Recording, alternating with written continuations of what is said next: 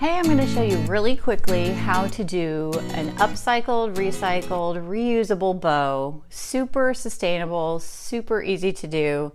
First, you need to collect all the little bits and bobs. You know those little pieces of ribbon you take from packaging that are like handles to gift bags and things like that, little bits of lace. You can even use scraps of fabric. All right, I'm going to crisscross this one. I like to take the tail and go right underneath the first wrap. Just kind of holds it together. Lay your pieces to the side. I'm gonna make this one kind of holiday colors. I'm gonna do pretty big bottom layer. You sort of want this to build up like a pyramid. So the base layer, you do a bigger loops and kind of make them smaller as you move up.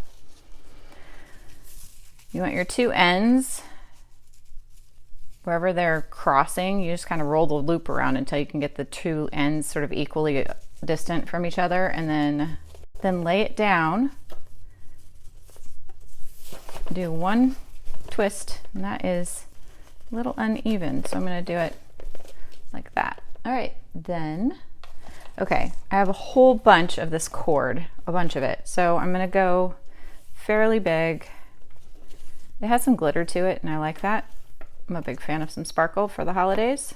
Lay it down on top of your tied ribbon. Tie it again, just one crisscross, nice firm pull.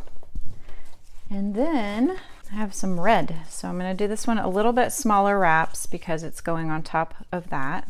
What I love about this is you don't have to cut the ribbon. You can just keep the big long piece of ribbon and use what you've got, and then just take it apart when you're done. Especially if this is like gifts that are staying in your house, you're not taking them anywhere. You can just collect all the bows when you're done and reuse them, or take them apart and use them for other projects. And you know, be like a grandma when you're out and about giving gifts. My grandma always asked for the wrapping paper back, so do it.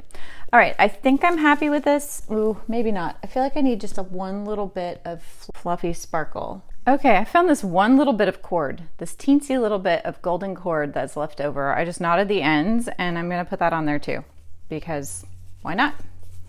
It's fun, it's pretty, it's got some sparkle. Okay, now I'm just gonna tie a bow, and I might do 2 or 3, depending on how much ribbon tail you want hanging off. All right, so now we have our little loopy bow here. Now you floof it, which is the technical term for pulling all the layers of ribbon apart, so you get the full impact of all of your hard work. And then this is the one that should give us the most floofy layers. If you happen to have wire ribbon, adding at least one piece of wire ribbon to your bow will make a huge difference, because it will hold its shape and you can really use that to fill in the empty spots. But as it is, this is not too shabby. I'm just gonna say that because I want to believe it. So we have kind of a candy cane fun layered bow from Odds and Ends and Scraps.